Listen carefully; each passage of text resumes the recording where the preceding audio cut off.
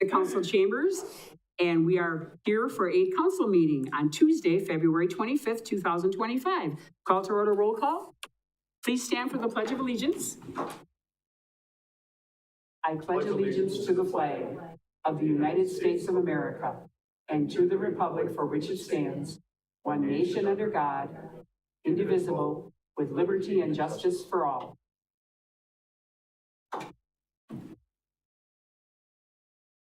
Item C, identify possible conflicts of interest.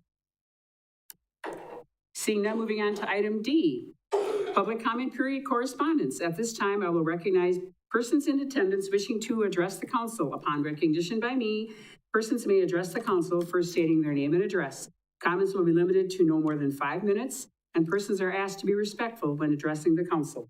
No action will be taken regarding items not on the agenda. However, the council may take comments from the public under advisement. Please note that council members will not respond to your comments or questions. Are there any citizen comments? Are there any citizen comments? Seeing no citizen comments, move on to item E, approval of minutes from February 11th, 2025 regular meeting. We have a motion by Alderman Stauber, second by Alderman Giles. Are there any questions or comments? Seeing none, please vote. That motion passes. Thank you. Item F, staff updates. We have one. Our fire chief, Everett, would like to address the council. Go right ahead. Hey, good evening, Madam Mayor and Common Council. I'm here to provide an update on the 2025 referendum process. We've been working on this for quite some time, and we've got a pretty good product that's ready to go out and be distributed. One thing that we've been holding off is the fact that we've had the primary elections. We wanted to make sure we brought that after so there was no confusion in that process. So we've been working on that. The one thing you'll find in front of you is the notice of referendum that came from HAP and also Jessica Schifferl. They've been working hard on that to get that information put in front of you, and I just wanted that to go out to each and every one of you. As far as the flyer for the mailer, the flyer is currently at print, and that's going to be going out. There is actually a copy of the flyer if you want to send it down, but there is the flyer. That flyer will be going out. It's a two-sided flyer, and that flyer will go out to every one of the addresses in the city of Marshfield, which comes out to about 8,808 addresses. So really appreciate all of communication department's work on that, on getting that all set up and ready to go to get that information out to the general public. We also have the flyer frequently asked question piece that's also in this packet that can be sent down as well. The frequently asked question, we tried to go through and find all the most commonly known questions that would be out there about the referendum, and then also trying to get into what NFPA 17, ISO, and other things are that are really pertinent to what we're asking for with these two personnel. So I think that's going to be a big piece of this application. The other thing is the website. Tom Lukes, the communication director, has been working hard on the website.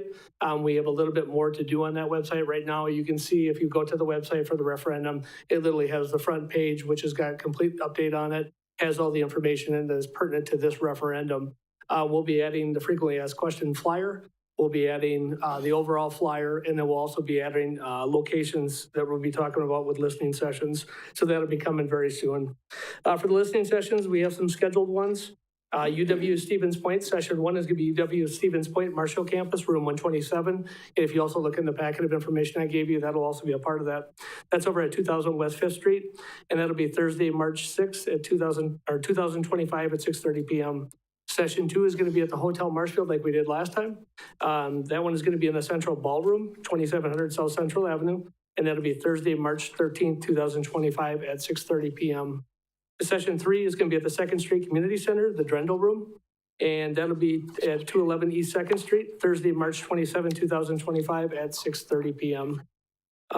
We do have a presentation put together that will be delivered at the listening session, which is pared down from the presentation that was given at the Common Council in November of last year. So when we did that presentation, I took that and I pared a lot of that down, but got it to what was pertinent for the actual referendum. We also did, Jessica and Lori Panzer, our office coordinator, are working on a walking quorum meeting notice that'll be sent out both for the Common Council and the Police and Fire Commission in the event that you want to attend. So if you want to be in attendance, it won't be a problem as far as the quorum. For community outreach, we've already been working with News Channel 7. I actually have a meeting with them tomorrow at 11 a.m. to do a news story on this particular topic, just talking about the most common issues with the referendum and what we're looking to get through with our referendum. The other thing you'll see is Central Wisconsin Broadcasting, Neillsville and Marshfield. We did a phone interview on Tuesday, February 18th, and this was a series of general questions about the referendum overall. That's going to run for the next month. It also started to run in this month as well. So you will hear that. That'll be in Neillsville and Marshfield Broadcasting. So that's one other area, just another medium that we can use to try to get that information out. And then the other last one that we're going to be looking at, visits for guest speaking. We're going to be looking at different areas in the community. I think 606 South Walnut we went to last time, 601 South Cedar, the Astor Retirement Home, some of the other ones that might be in the area, and trying to get the word out on that and try to answer any questions that might be out there. So we'll be doing the presentation. The other thing we'll be doing is fire personnel going door to door, as we did in the past. They'll be trying to get out and do some of that. They're working on that right now. They'll be putting a flyer out and some other information that they can do and answer questions. So we're looking forward to that. Members of the community may see them in their neighborhoods and are encouraged to ask questions from those that serve the community. This wraps up the update on the 2025 referendum. Please know that city staff have been working diligently to raise awareness about the critical need to restore the 2 firefighter positions that were lost in 2021. Thank you for your time this evening, and I look forward to seeing you at the upcoming listening sessions. Thank you, Chief Mueller. You're welcome. Any other staff updates? I'm not aware of any. Seeing none, mayor's comments. I am excited to bring forth Ashley and Sarah with an award from Marshfield Area United Way. Good evening. 2 times in a row. I promise not to make a habit of this. So every year, Marshfield Area United Way recognizes local organizations, businesses, and individuals who make significant contribution to United Way throughout the year. It is the generosity of so many which makes it possible for United Way to positively impact our community. It truly takes everyone working together. Today, we'd like to recognize the employees of the City of Marshfield for their efforts given to the community through their support of Marshfield Area United Way in 2024. Whether it's organizing a chili cook-off, volunteering to help pack lunches for our Nutrition on Weekends program, covering one of our events through Marshfield Broadcasting, or making a donation through the city's annual United Way campaign, city staff continually show how much they care for our community, and for that, we're truly grateful. On behalf of United Way, we are honored to present the 2024 Medium Business Campaign of the Year Award to the City of Marshfield. A very special thank you goes to Tom Laux, Ashley Drager, the Human Resources team, and Mayor Lois T. Strake. Mayor? Yes.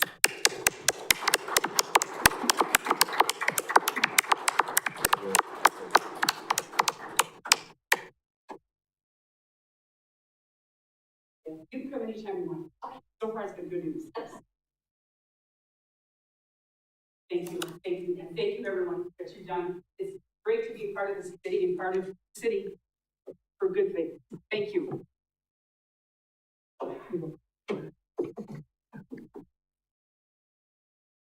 Okay. I have one more item under mayor's comments. If anyone's interested in being on a committee, commission, or board, please send an email to my office. Include your name, address, phone number, and email, also a short bio with qualifications and why you would like to serve. Looking forward to seeing some letters come in. This is a great way to have your voice heard and learn more about the city of Marshfield. Also, follow the city website for more information, as Tom and his team will be bringing in different descriptions of each one of the committees, commissions, and boards. You can also have, if you have any questions or concerns, you can call me at my office at 715-486-2001. Thank you again for all of these things that you people do for the city of Marshfield, and hope that we can find more people doing things for this great city. And there ends my report. Thank you. Item H, council comments. Alderman Werman. Thank you. I just wanted to give a shout out to the Police and Fire Commission. I know I recently called out Public Works for reviewing a bunch of policies and going through and correcting that. Reading through the consent agenda tonight, I saw that they had recently done something very similar, and I applaud anybody that's taken the time to do that, especially with how busy things are. So I just wanted to give them a shout out. Thank you very much, Derek. Item I, City Administrator's update. Uncharacteristic for me, I've got nothing this evening. Thank you very much. I Excuse me, appreciate what it. did you say? Yeah. Item J, reports from commissions, boards, and committees. Seeing none, item K, consent agenda, meeting minutes and reports. We have a motion by Alderman Tompkins, second by Alderman Fire. Any questions, comments? Seeing none, please vote. That motion passes. Thank you. And we can remove item L because there's no action on any items removed. Item M, presentation update on plans to implement a low-power FM station presented by David Ballerstein from Communications Department.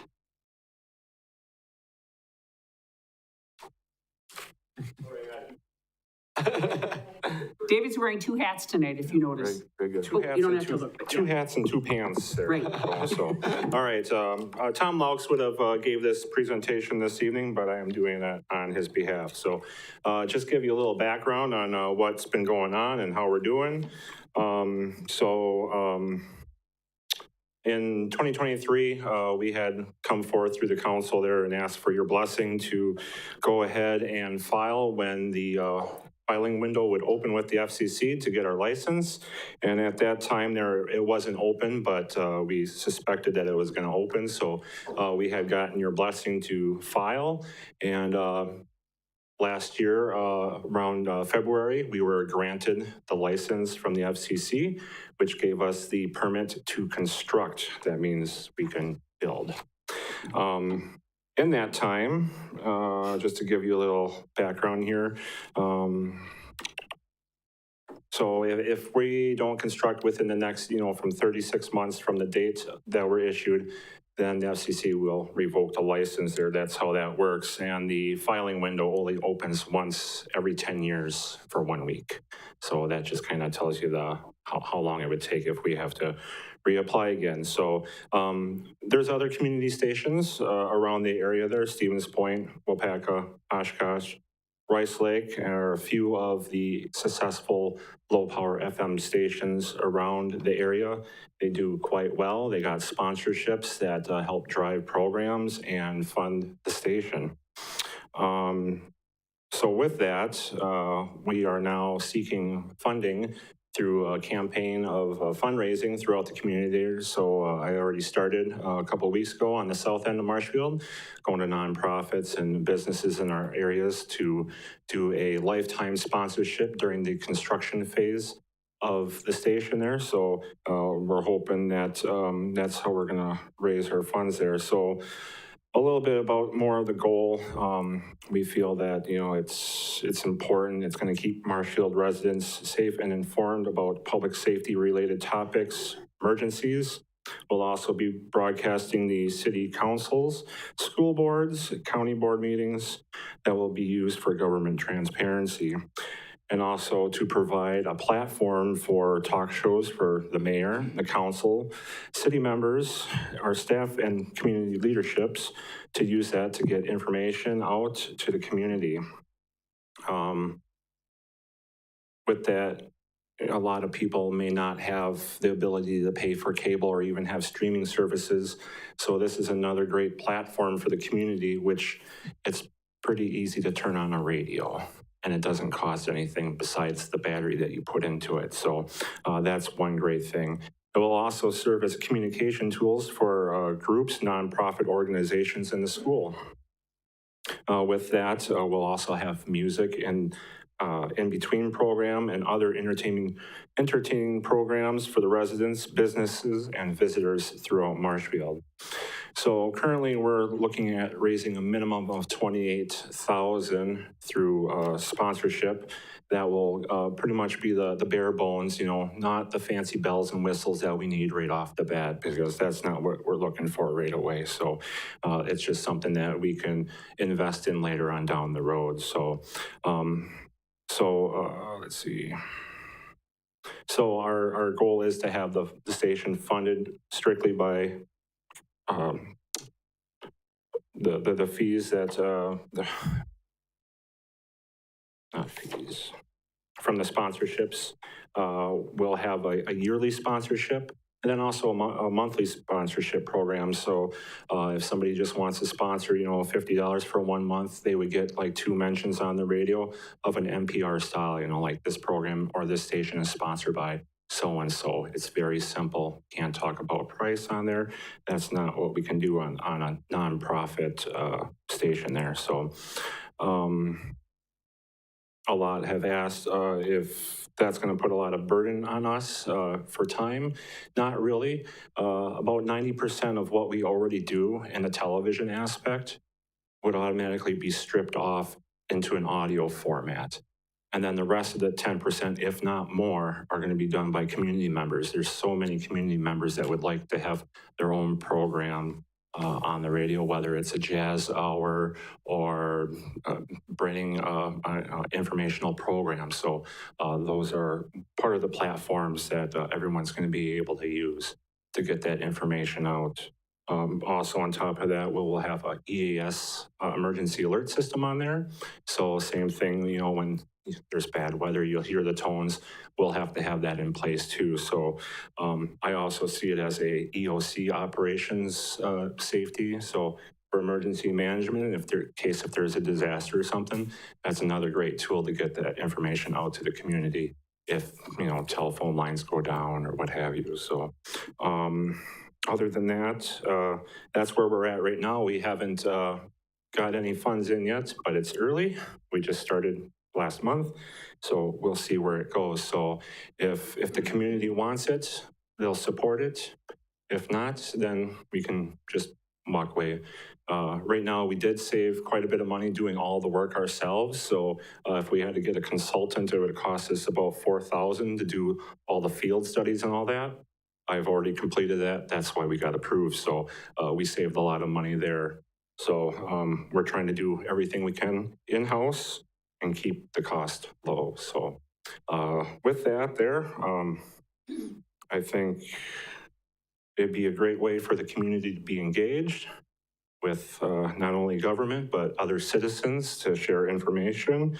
And it's a strong passion for people to put their talents out and share that kind of information. I really do. So usually I'm not the one talking to everybody else. So, but if you all have any questions, feel free to ask me. And that's pretty much what's going on with our low power FM station there, WIBR 93.1. Thank you, David. Great presentation. And Alderman Werman does have a question for you or a comment. Yes. I do. First of all, thanks, David. Especially thanks for filling in for Tom. Tom, get better. I did want to follow up. One thing I wanted to say is I would really love to see us get creative with this. I think there's a lot of opportunity here. One of my favorite things that I did when I was in high school here was a youth apprenticeship with innovative machine specialists. I see stuff like this as great opportunities for kids to get out and try something that they can't normally do. So like getting them on a radio show, learning the insides and outs of communication would be absolutely huge. So I'd really like us to think outside of the box for something like this and broaden our horizons. Same thing for encouraging economic development. I know we had a brief conversation. I had mentioned somebody that runs events in town. This would be an awesome opportunity for a sponsorship for them, but also would encourage people to come see what they're doing and try to generate more revenue for the city. The big question I had for you is how do we advertise this? Like what do we do to get people to pay attention and listen to this so that it does take off? So I've been starting to push campaign information out onto Facebook right now. That's the cheapest way for us in the communications department to do that. Tom has been putting it into his city newsletters, which usually has about an 80% open rate. And I think that's about 4,000 subscribers, roughly right about, is what he has. And on the youth apprenticeship, I think Tom is working with something with the high school, so I'm not too sure.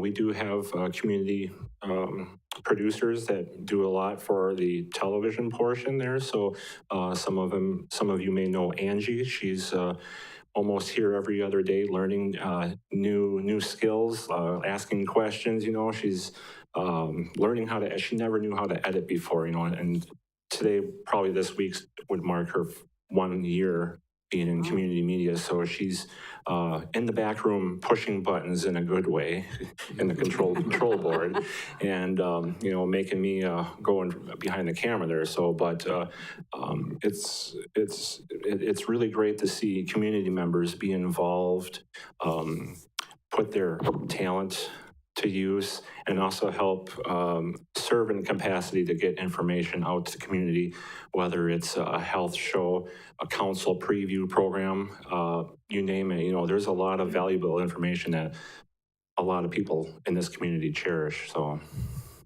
Yeah, I agree, and I appreciate that. And one of the things I was going to say is I think you can also self-advertise in the sense of if you do the right programming, even if you have kids from high school or stuff like that, they're going to encourage their families to listen. And I think just that simple word of mouth will really help expand what you guys are trying to do. So just kind of laying that out, kind of like we've been talking about with strategic plans, I think you guys are on the right path. So I do think this could be really big for the community if we do it right. Thank you. Alderman Spiros.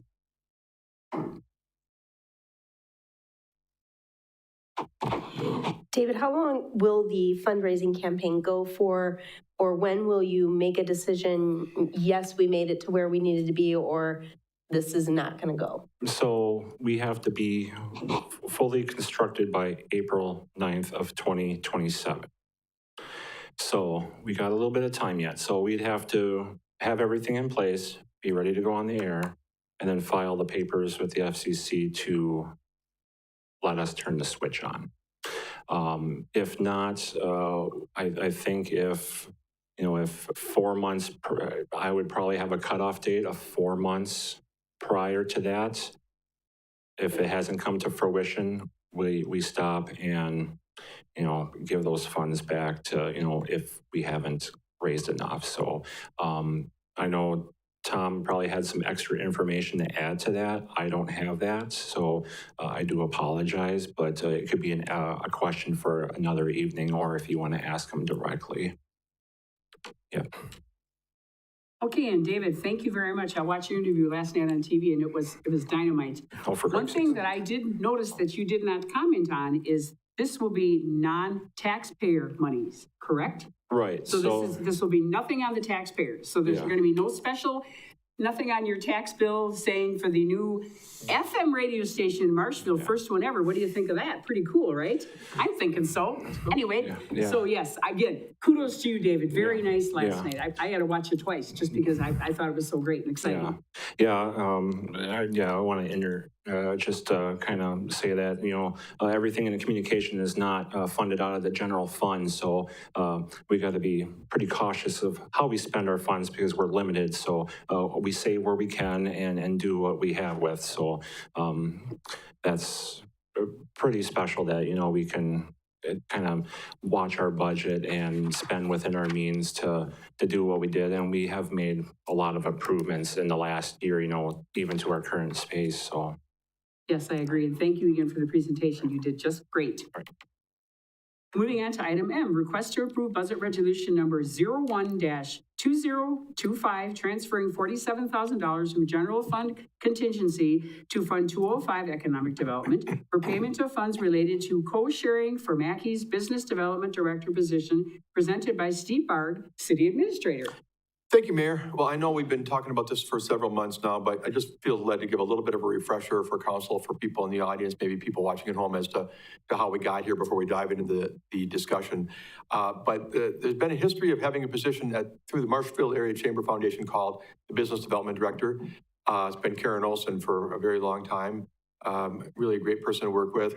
And the role of that person has been to kind of work with city staff doing economic development on the nonprofit side, if you will, and then, coordinate, cooperate with what has historically been the Development Services Director until the last couple of years when we haven't had that position, but to try and merge, pulling things together to be able to move business prospects and ideas and projects forward.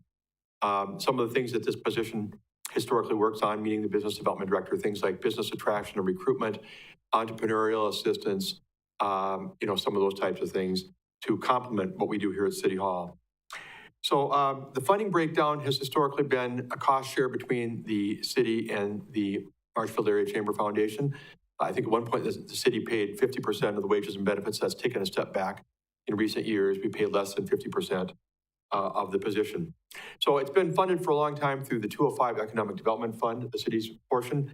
And in the last few years, it's been the Economic Development Board making recommendations to the council for the budget. This year, without the Economic Development Board, it came straight to the Finance, Budget, and Personnel Committee.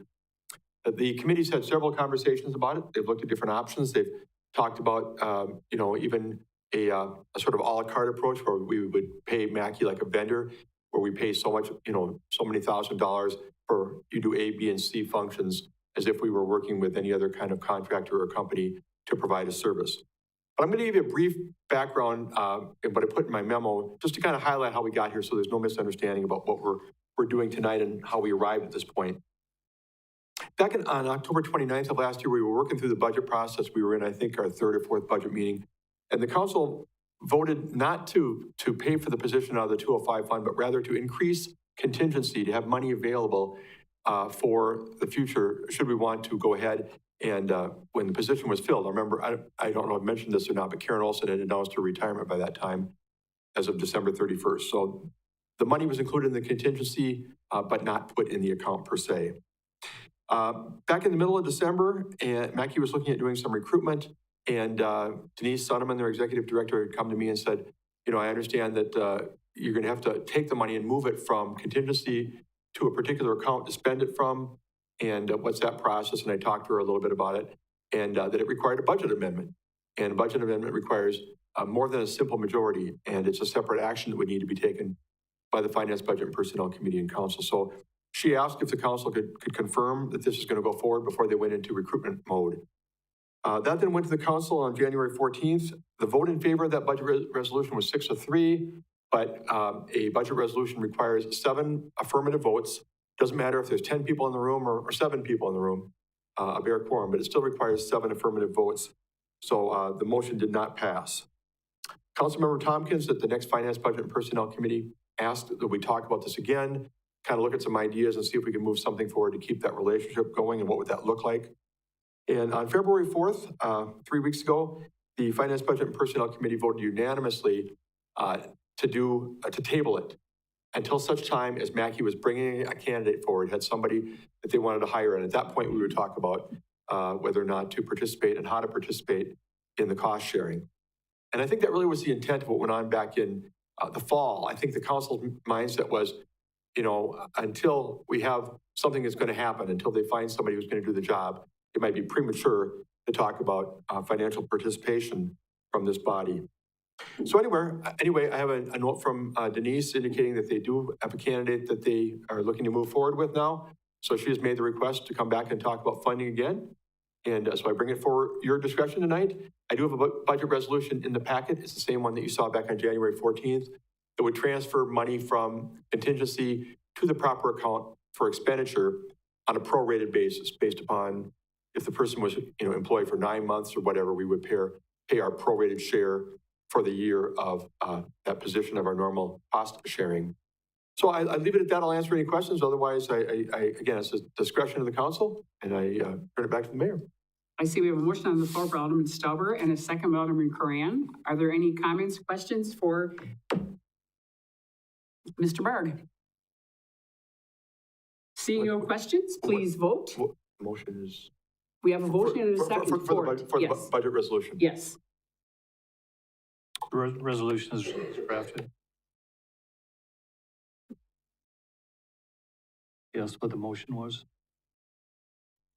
Okay, what is your motion, Russ? The motion is to approve budget resolution 01-2025 as drafted. Thank you. And Alderman Cran, thank you very much. That motion passes. Thank you.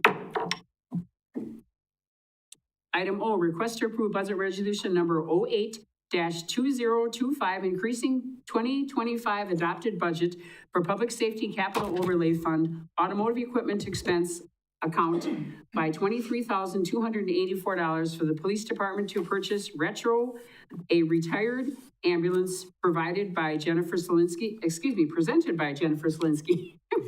Finance Director, Jennifer. Good evening. Chief Gehring is on vacation today, so I have volunteered to present this budget memo request in his absence. The police department has a special response team, and they have a mobile command, which in the past was a retired ambulance. However, that ambulance has suffered a major failure. And this is a really important vehicle for the police department. It serves as a mobile command on emergency responses. It serves as shelter. It's wired with communications. So it's a critical need for them. Also this year, you'll recall that we have replaced ambulance 98 with a new ambulance. And the police department has evaluated the vehicle and thinks that it will be a good fit for them, rather than buying a new mobile command in the marketplace, to purchase it from the Emergency Medical Services Fund, and then retrofit the vehicle to its needs. So with that, I would ask that council approve Budget Resolution 08-2025 in the amount of $23,284 in order to purchase and retrofit the ambulance. We have a motion by Alderman Varsho, second by Alderman Tompkins. Any questions? Alderman Spiros? Thank you. Does the $23,284, that includes the purchase and the retrofitting? Yes, that's the total Deal. cost. Okay, and if we had traded this in, what was the plan if we weren't gonna let the police purchase it? Was it gonna be a trade-in or just like try to It would have sell gone to the auction. Okay, great. And who knows? Yeah, got that, okay. Any other comments, questions for Jennifer? Seeing none, please vote. That motion passes. Thank you. Thank you. for stepping in, Jennifer. Item P, first reading of ordinance number 1527, approving 5-year update to Marshfield Fairgrounds Park Campus Master Plan, presented by Steve Bark, City Administrator. Thank you, Mayor. Well, those who've been on the council for a little while are probably familiar with our 5-year campus master plans. We have them not only for the fairgrounds, but also for the airport, UW, the medical complex. The intent of the 5-year campus master plan is really for cooperation between the city and those particular entities, so that if we know that for example, today we know that in 2027, the fairgrounds is planning on doing something, and it might affect 17th Street or Peach Avenue, or might be something that we need to be aware of in terms of planning together for infrastructure improvements or other types of things. We can be in tandem with one another. And we have seen this be successful in some of the previous campus master plans. So what we're doing right now, we've already had a 5-year campus master plan in place for the fairgrounds, but it's now running out, so this is an update to that. And Bryce Hembrook, you have a memo in your packet from him. He brought this item to the February 18th Plan Commission meeting and walked through some of it. The interesting thing about this one is in the 5-year period, a lot of the plan, if you look at it, hopefully you've had a chance to review it, is really about current conditions. What does a current site look like? And kind of laying out that the city owns 7 parcels and the Central Wisconsin State Fair Board owns 2 parcels, and shows how they're being used currently and what the buildings are used for, and kind of what is the current state of the fairgrounds campus. But the other part is normally talking about what's expected in the next 5 years and improvements. Well, the reality is, and Councilmember O'Reilly knows this, having been at the meeting, there really is not a lot planned for the next 5 years expected to happen at the fairgrounds in terms of buildings and facilities and improvements.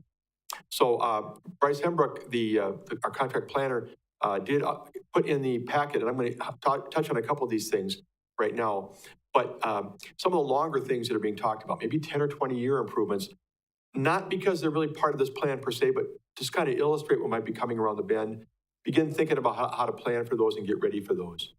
And I have talked to Bryce since the meeting, and he understands the concern that it's kind of awkward that be part of the master plan document when it's not expected to be between 2025 and 2030, but they are bigger items that we need to at least be thinking about what impact they might have on the fairgrounds campus down the road. So I'm going to touch on a couple of those that were mentioned at the meeting, starting on page 24, if you're looking at the memo that was in the council agenda packet. A new horse arena and roof structure, about 26,000 square feet, is being talked about. Something I think many of you have heard about. I think 3 of you on this body serve on the Fairgrounds Commission, so you've probably heard more than others. But an expo building, a fairly significant expo building that might be able to be used for a lot of purposes that would bring considerable excitement to the fairgrounds and make greater use of that property. In addition, there's talk about a new restroom and shower building for fair patrons and exhibitors. That would be a good amenity. And new Knoll barn and new llama barn are also being batted around as well. So those are improvements beyond the 5-year window, but they would need funding. They would need, certainly planning to make them come to fruition. As a part of this, you see later in the packet, there's a couple of other things talked about in terms of what some of these improvements in particular might have to address. In fact, even some of the current conditions have to address. Stormwater management was referenced. There are some stormwater management issues right now on the fairgrounds property, and some of the things we're talking about here tonight in the future could make those more concerning. So that's one of the things we're looking at the plan as to how to address some of the drainage issues that are going on right now in a more successful way. Another one that was brought up by one of the people who came to the public hearing that night was parking and traffic. There have been complaints from time to time about dust blowing around the fairgrounds and impacting neighboring property owners. So those individuals who came to the podium made it pretty clear that they want to make sure that is addressed with any improvements, certainly, and even in general, they'd like to see better dust control on the campus to try and minimize how neighbors feel about what they experience. So that's really the heart of what came out of it. Nothing else real rocket science or amazing. This is a first reading of an ordinance that would accept this as the new 5-year master plan. I would take any questions, but otherwise there's no action required this evening. Alderman Werman? I do have one question, Steve, and that's just, once a 5-year plan gets put into place, what are the restrictions around editing that? Because, I mean, I'm looking through the plans, and obviously I serve on the Central Wisconsin State Fair Board. So we've seen a lot of the expo building designs go around. We've heard a lot of discussion. These look like designs that were previously talked about. So just out of curiosity, if that plan were to change, how does that 5-year plan get affected? Yeah, Can first you of all, make edits? That's a great question. First of all, the 5-year plan can be amended or updated even during the 5-year window if conditions change. But secondarily, again, think about this as a planning tool. We talk about this in finances all the time. We have two things. We have the budget and we have the capital improvement program that we're working on now, capital improvement plan. The CIP is a blueprint. You probably see from year to year, it's like, well, we were going to do, you know, this portion of Sherry in 2027. Now you got it on 2028. Well, priorities get modified and things change with conditions. We expect this to happen. The medical complex in particular has come to us many times during their 5-year plans and said, hey, look, we're no longer going to do that project we were going to do along Oak. Now we're going to take the money and put it toward here. And so it's not a firm document that can never be modified or a firm set of plans that can never be changed. That's a great point. And we want to continue to work with the Central Wisconsin State Fair Board. In fact, it's possible that some of these plans that are beyond the 5-year window could get moved up if fundraising were to be successful. So we will definitely look at it as we go along. Any other questions, comments? Seeing none, you will see this in your package in 2 weeks. Thank you very much, Steve. Thank you. Item Q, first reading of ordinance number 1528, amending Marshfield Municipal Code, section 18-28 SR4 and section 18-29 SR6 to amend the density, intensity, and bulk regulations related to minimum setbacks and lot area requirements, and also the maximum building coverage for lot requirements presented by Steve Barg, City Administrator. Thank you, Mayor. Well, I think a lot of people who've ever been around planning and zoning, which is probably not many people that I'm talking to right now, come on, study it. It's exciting. Know that a lot of our current zoning codes, even though they've been modified over time, go back to even the 1980s. And you look at some of the standards in terms of 80-foot wide lots and all these kind of things. And there was a certain type of viewpoint about what zoning was supposed to be. And not that that's bad, but sometimes you have to look at conditions and say, what are we trying to accomplish in our community? I have to give kudos at this point, particularly to the development services staff. They've been without a leader for a while now, and I go to their meetings, and particularly Pat Kilty and Brian Dillinger, but others in that department, have been raising the concern for a while that we have lots that are vacant, or maybe a house had to be torn down, or maybe it burned down. And they're small lots, and yet, you know, you could build a house on there, but under today's standards, you can't rebuild. So you might be looking to your left and to your right and see, you know, decent smaller homes on those properties. You've got a lot the same size and you're not able to build on it because you need, you know, this many feet from the sideline, this many feet from the rear lot line. And is that appropriate? We're trying to incentivize more housing, and we're not making it very possible in some of these areas where it might fit in. So this has been talked about at staff level. It's been talked about with the housing committee. I know that Chairman Stauber and that group has been talking about ways in which we can incentivize more new home construction, particularly in areas where around the downtown, for example, where there are smaller lots that are being left vacant or unbuildable. So this was brought to the Planning Commission recently. They've had a couple conversations on it, and they had a public hearing last Tuesday, the 18th. Bryce Hemberg put together what you have in your packet. It's for SR6 and SR4, just those two zoning districts for now. But if you look at the changes, you see that the minimum lot area, the minimum setbacks, and those types of things are being reduced a little bit. Some of our lots are 44 feet wide. 44 feet wide is pretty small. for a residential lot.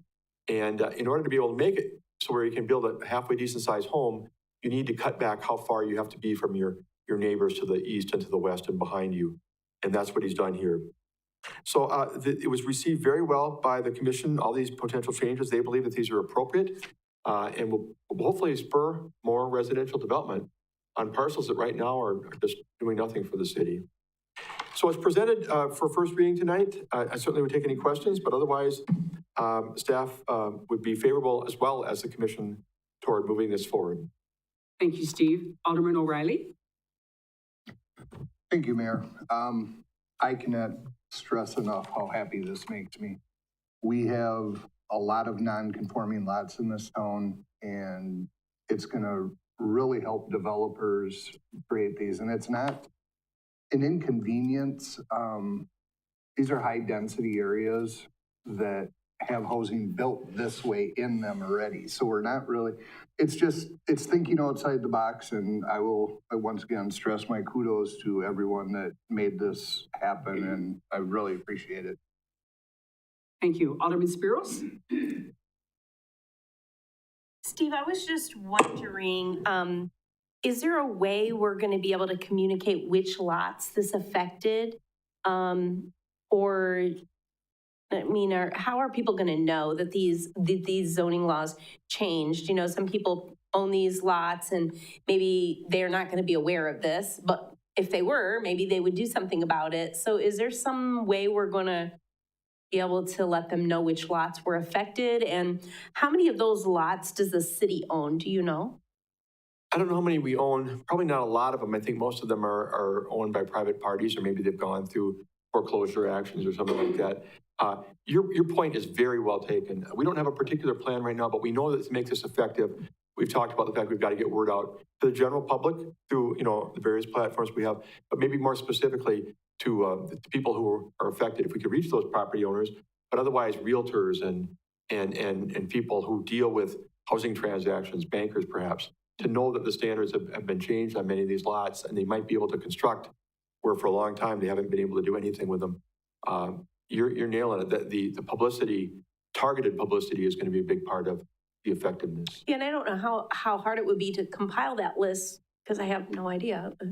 But yeah, I think if a list were put out, then you might get a few more hits on it. And at least people would know that the rules changed and that they have the ability to do something different with a lot that they were otherwise just letting sit there because they didn't have any options. Well, and I go back to the people who I give a lot of credit to a few minutes ago, the development services staff, are the ones who flagged this. They do keep track to some degree, as they go along, of what properties are vacant and are unbuildable. And again, maybe because there was a fire, maybe because it was raised for some purpose and it no longer meets the standards for rebuilding. So they've got some information to start with as to who these property owners are. But like I said, it's going to be incumbent upon us to find a way to put PR out there more directly to the folks who might be able to benefit. Alderman Fire? I think passing this resolution is going to solve your problem, because there are developers and there are people that own this property that can't do anything, who will move on.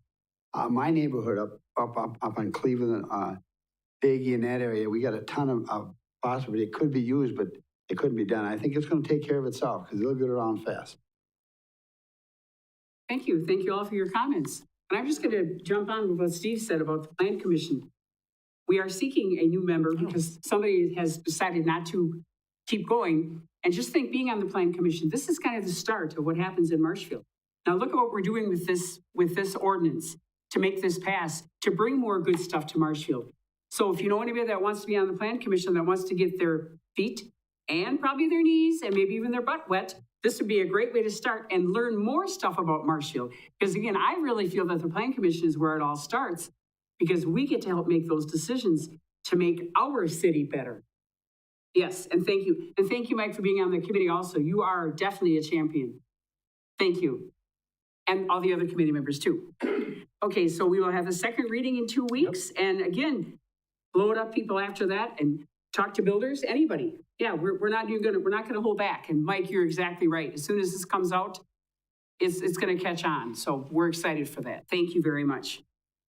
Item R, request to authorize execute of the contract with Cedar Corp in an amount not to exceed $10,000 for services related to amending TIF to District Number 11, presented by Steve Barg, City Administrator. Well, thank you, Mayor. TIF District Number 11 is in the southeast part of the city. It was created back in 2016. At the time, primarily to help the new Quick Trip location. New at the time, we've had 2 more since that time. But to be able to locate out there, we extended utilities, sewer and water to the property. And the district is doing well. It doesn't see much activity since that time, but didn't incur much debt either. It's a 20-year TIF district, a mixed-use TIF district. And what we're looking at doing right now is extending it because last summer there was an annexation.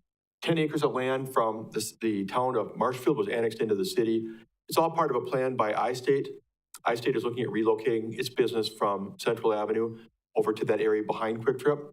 And they wanted to have land enough to do what they want to do for their business operation. So as part of that, staff has identified that it might be helpful for us to expand the boundaries of TIF District Number 11 to make possible any infrastructure or development assistance that might be needed. At this point, none is being requested of the city, but it's good to have the opportunity, whether it be this project or something else down the road, to be able to assist with the needs that might be helpful in growing the city.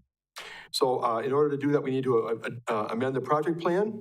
The proposed scope of services for this project is fairly limited, and the cost is as well.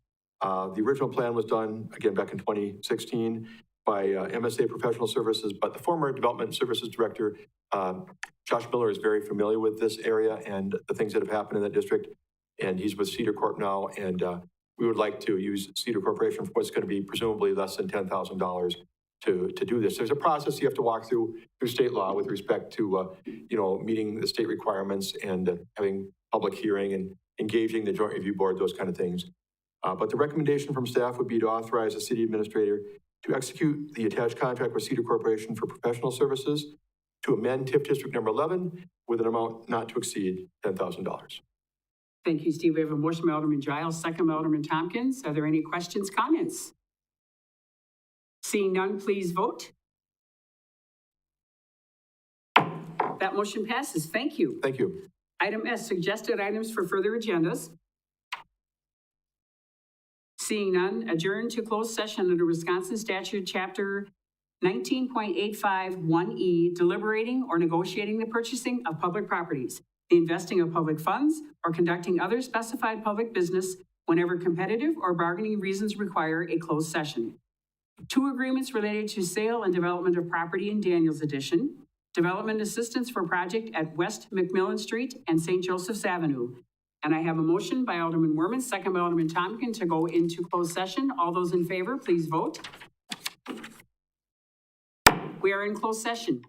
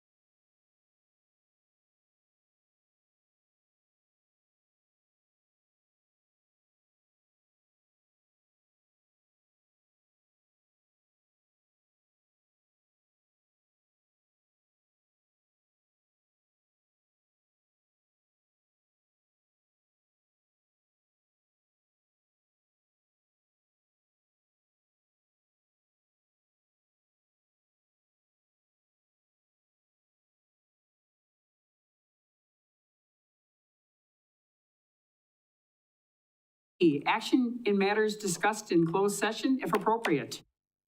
We have a motion by Alderman Varsho, and your motion is? To approve 2 agreements to facilitate the sale of Lot 20 in the Daniels addition. And Alderman Cran, do you agree? As the second? Thank you. Any discussion? Seeing none, please vote. That motion passes. And who would like to vote to adjourn the meeting? Alderman Werman and Alderman Spiros. And please vote to adjourn the meeting by all parties. We are adjourned. Thank you. Exactly.